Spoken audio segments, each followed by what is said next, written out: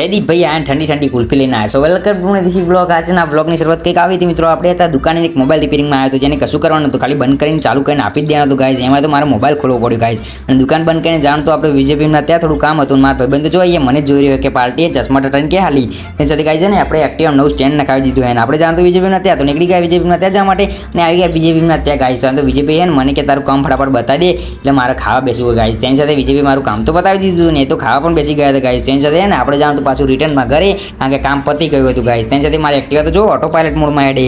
અને હાજ પડી વિપુલભાઈ પણ આવી ગયા હતા દુકાનની અંદર. ત્યાર સાથે ને વિપુલભાઈ કે આપણે હે ને કુલ્ફી ખાવી પડે ગાઈઝ. સામે એક કુલ્ફીવાળો આવ્યો હતો ગાઈઝ, તે અમને બહારથી જ દેખાઈ ગયો. તેની સાથે આજનું કુલ્ફીનું સ્પોન્સર બને એવું કોઈ નતું ગાઈઝ. તેની સાથે વિપુલભાઈ કીધું કે જીતુભાઈને કહે, પણ જીતુભાઈ ના માને ને એટલા માટે હે ને આમાં જયદીપભાઈ આવી ગયા. સ્કૂલના બહુ પાક્કા ફ્રેન્ડ એ આપણા, ને આજના કુલ્ફીના સ્પોન્સર હે ને ગાઈઝ એર્યા હતા. તો એમને તો ઠંડી ઠંડી કુલ્ફી મંગાવી દીધી ને મને વિપુલભાઈ બંને ખબર આવી દીધી ગાઈઝ. તો કુલ્ફી ખાઈને ખૂબ જ મજા આવી. તો મળીશું નેક્સ્ટ વિડીયોમાં. Bye, take care and love.